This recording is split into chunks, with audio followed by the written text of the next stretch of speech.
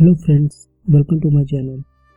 दोस्तों, कुछ मूवीज़ ऐसी होती हैं जिनकी कहानी कुछ हटके होती है, जो हमें सोचने पर मजबूर कर देती है कि इंसान गलत है या उसका वक्त। दोस्तों, आज मैं एक ऐसी ही मूवी की स्टोरी का एक्सप्लेनेशन लेकर आया हूँ जिसकी कहानी भी कुछ ऐसी ही अजीब सी है।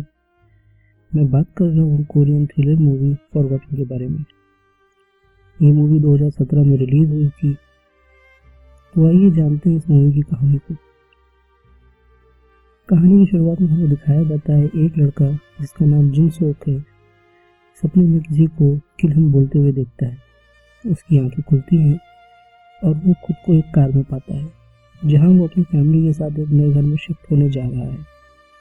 उसकी फैमिली में माँ, बाप और एक बड़ा भाई जिसका नाम यो सोक है। यहाँ हमें दिखाया जाता है कि जिन डिप्रेशन से गुजर रहा है और उसकी दवाई भी लेता है। यो का एक एक्सीडेंट में लेफ्ट लेग खराब हो गया है। वो शहर से बाहर एक घर में शिफ्ट होने के लिए जा रहे हैं। शिफ्टिंग के टाइम पे जिन यो से कहता है कि उसे ये घर कुछ जाना पहचाना लगता है। वो लोग कुछ वर्कर की हेल्प से सामान शिफ्ट करते हैं।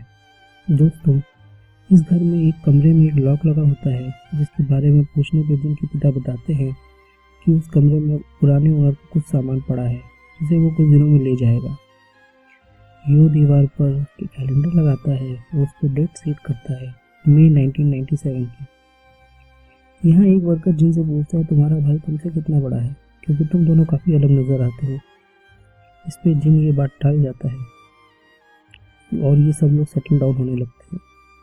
सेटल डाउन होने के बाद पूरा परिवार डिनर करता है और डिनर के वक्त कुछ आवाज़ सुनाई पड़ती है उसी बंद कमरे से, जिसपे जिन की फैमिली बोलती है ये ज़रूर बिजली कड़कने की आवाज़ है और बाहर बहुत तेज़ बारिश भी हो रही है। खैर, डिनर करके सब लोग सोने चले जाते हैं। रात को जिन को फिर से उसी कमरे से कुछ आवाज़ें आती हैं, जिसपे जिन उस रूम को खोलने जाता है। वो रूम खोल ही रहा होता है कि यो आके उसे रोकता है और उसे बोलता है कि तुम्हारी तबीयत ठीक नहीं है और उसी की वजह से तुम्हें ये सब आवाज़ें सुनाई पड़ रही हैं। कोई आवाज़ नहीं आ रही है, चलो बाहर वॉक करके आते हैं, तुम्हें बेटर फील होगा। जब वो जाते हैं तभी उस रूम के पीछे से कुछ परछाई हमें चलते हुए दिखाई देती है। वो वॉक करने एक पहाड़ी पर जाते हैं जहाँ पर यो को उसके पिता का कॉल आता है। यो जिनसे बोलता है कि वो उसका यहीं पे वेट करे और वो अपने पिता से मिलकर आएगा। यो वापस जा ही रहा होता है कि रास्ते में उसे कुछ लोग किडनैप करने लगते हैं।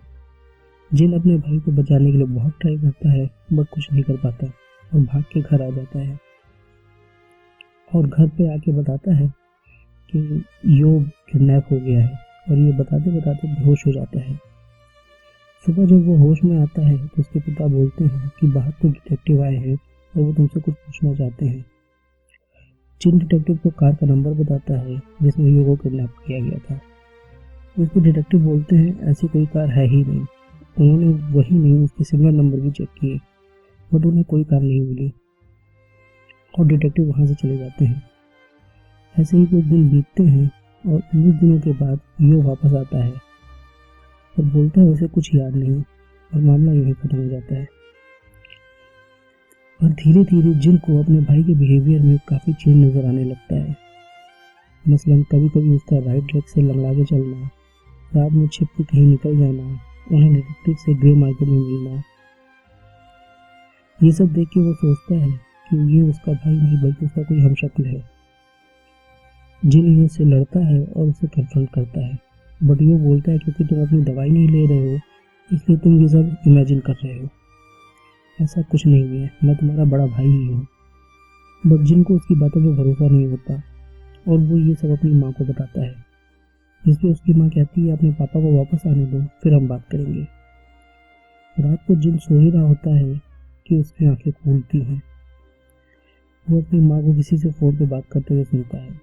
वो फ़ोन पे बोलती है कि शायद मेरा राज भी खुल गया है, तुम जल्दी से वापस आ जाओ। ये सब सुन के उसे अपनी माँ पे भी शक हो जाता है। वो घर से भागने की कोशिश करता है और बाहर निकलते ही उसे उसके पिता दिखते हैं जो उसे घर पर चलने के लिए कहते हैं, जिसपे वो उन्हें भी धक्का देके भागने लगता है। यहाँ उन लोगों का एक आदमी जिनका पीछा करता है, थोड़ी चेस के बाद जिन पुलिस की गाड़ी के आगे आ जाता है। पुलिस उसको पकड़ के ले जाती है, जहाँ ये अपना सोशल सिक्योरिटी नंबर बताता है और उसके बेसिस पे पुलिस चेक करती है कि उसका जन्म 1977 में हुआ था। इस हिसाब से उसकी एज 40 ईयर्स है, जिसमें जिन बोलता है कि ये अभी मई 1997 चल रहा है और उसकी एज 40 ईयर्स कैसे हो सकती है। और पुलिस वाले कहते हैं कि ये 1997 नहीं 2017 है और उसको टीवी पे न्यूज़ दिखाते हैं, जहाँ वो देख के चौंक जाता है कि ये 2017 है। वो फिर मिरर में देखता है, जहाँ उसे अपने चेहरे पे काफ़ी झुर्रियाँ नजर आती हैं। तब उसे एहसास होता है कि वो असल में 40 ईयर्स का है। वो निराश होकर घर जाता है और पूछता है कि वो लोग ऐसा क्यों कर रहे हैं, जिस पे यूं उसे ऊपर उसी बंद कमरे में आने को बोलता है। ऊपर जाकर जिन देखता है कि कमरे में म्यूजिक बज रहा होता है। उसका भाई बताता है कि इसी घर में एक लड़की और उसकी माँ का खून हुआ था, और आगे की कहानी सुनाते हुए गाड़ी में कहीं जाने लगते हैं। यो बताता है कि पुलिस ने उन लोगों के कातिल को बहुत ढूंढा, लेकिन वो नहीं मिला। धीरे धीरे टाइम बीतता गया और केस क्लोज हो गया, लेकिन मरने वाली की फैमिली बदला लेना चाहती थी, इसलिए उन्होंने प्राइवेट डिटेक्टिव को हायर किया उस कातिल को ढूंढने के लिए। लेकिन जब वो कातिल मिला तो वो नॉर्मल लाइफ जी रहा था। हमने उसे पकड़ा और बहुत मारा, लेकिन फिर भी उसे कुछ याद नहीं आया। हम बहुत बेबस थे, क्योंकि हमारे पास बदला लेने के लिए कातिल तो था, लेकिन उसे कुछ बात याद नहीं थी और उसे कुछ एहसास नहीं था कि उसे क्यों मारा जा रहा है। फिर हमने एक साइकियाट्रिस्ट को हायर किया और उससे हमें पता चला कि तुम्हें सच में कुछ याद नहीं है। ये एक रेयर कंडीशन है जिसमें इंसान अपने गिल्ट की वजह से अपनी बुरी यादों को भुला देता है, और इसलिए हमने सब कुछ वैसा ही रिकंस्ट्रक्ट किया जैसे मई 1997 में था, ताकि तुम्हें सब याद आ जाए। इसी वजह से मैं तुमसे बड़ा होकर भी छोटा दिखता हूँ। ये काम हम जिस रात यहाँ शिफ्ट हुए थे उसी रात करने वाले थे, लेकिन उस बात से लौटते टाइम पुलिस ने मुझे पकड़ लिया था। हमें लगा तुम्हें सब कुछ पता चल गया, लेकिन तुमने सोचा मेरा किडनैप हुआ है। हमने बहुत ट्राई किया, लेकिन तुम्हें फिर भी कुछ याद नहीं आया। अब हमसे कुछ सब्र नहीं होता और अब हम तुम्हें मार देंगे। इस पर जिन बोलता है कि मैं आज नहीं मरूंगा, और चलती हुई गाड़ी से छलांग मार देता है। यो और उसके आदमी जिनका पीछा करते हैं, और पीछा करते वक्त उनकी गाड़ी का एक्सीडेंट हो जाता है, जिसमें यो और उसके आदमी घायल हो जाते हैं। जिन भी एक्सीडेंट देख के भागता है, लेकिन भागते वक्त उसको भी एक गाड़ी टक्कर मार देती है, जिससे वो घायल हो जाता है और उसे हॉस्पिटल ले जाते हैं, जहाँ उसे सब याद आना स्टार्ट हो जाता है। और यहाँ खुलता है असली राज। तो दोस्तों, होता ये है कि मई 1997 में जिन अपनी रियल फैमिली के साथ कहीं जा रहा होता है, बट रास्ते में उसका एक्सीडेंट हो जाता है, और एक्सीडेंट में उसके माँ बाप की मौत हो जाती है, जबकि बड़ा भाई घायल हो जाता है। ठीक उसी वक्त कोरिया में रिसेशन अनाउंस होती है, क्योंकि जिन कम पढ़ा लिखा था इसलिए उसे कोई जॉब नहीं मिलती। भाई की सर्जरी के लिए काफ़ी पैसों की ज़रूरत होती है। तभी जिन एक ऑनलाइन रिक्वेस्ट डालता है कि उसे कोई जॉब या पैसे दे दे, जिस पे जिन को एक कॉन्ट्रैक्ट किलिंग का ऑफर आता है। अब क्योंकि जिनको पैसों की बहुत ज़रूरत होती है तो उसे एक्सेप्ट कर लेता है। शर्त ये होती है कि उसे वहाँ सिर्फ एक औरत को मारना है, बच्चों को छूना भी नहीं है। जिन उस घर में जाता है, लेकिन उस औरत को मार नहीं पाता। उसको बोलता है कि तुम चुप हो जाओ और मैं वहाँ से चला जाता हूँ। जिन वहाँ से जाहिर होता है कि उस औरत की बेटी आ जाती है और चिल्लाने लगती है। जिन उसको चुप कराने के लिए भागता है, और इसी समय जिनके हाथ में जो चाकू होता है वो चल जाता है और बेटी की मौत हो जाती है। अब क्योंकि औरत ये सब देख लेती है तो जिन उसे भी मार देता है।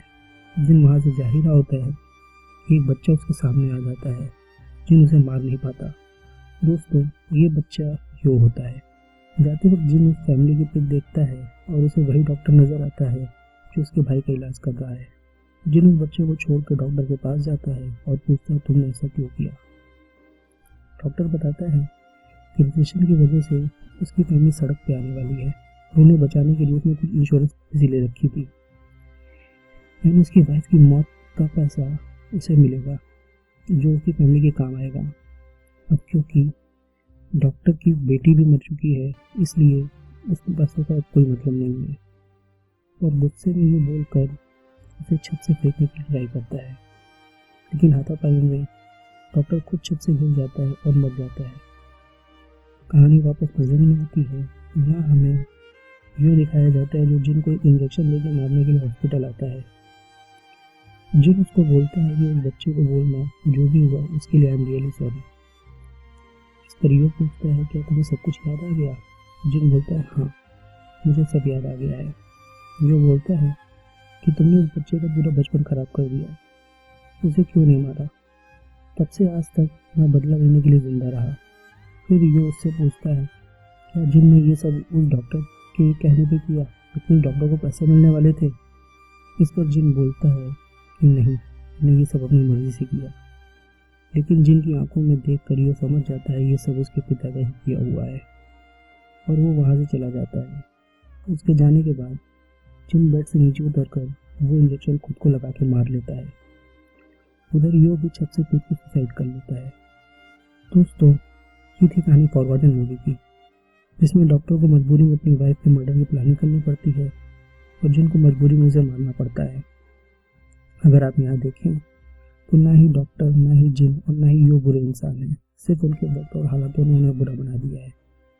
आपको ये फिल्म कैसी लगी ये कमेंट सेक्शन में ज़रूर बताएं। तो मिलते हैं अगली बार एक नई मूवी के साथ, तब तक के लिए अलविदा।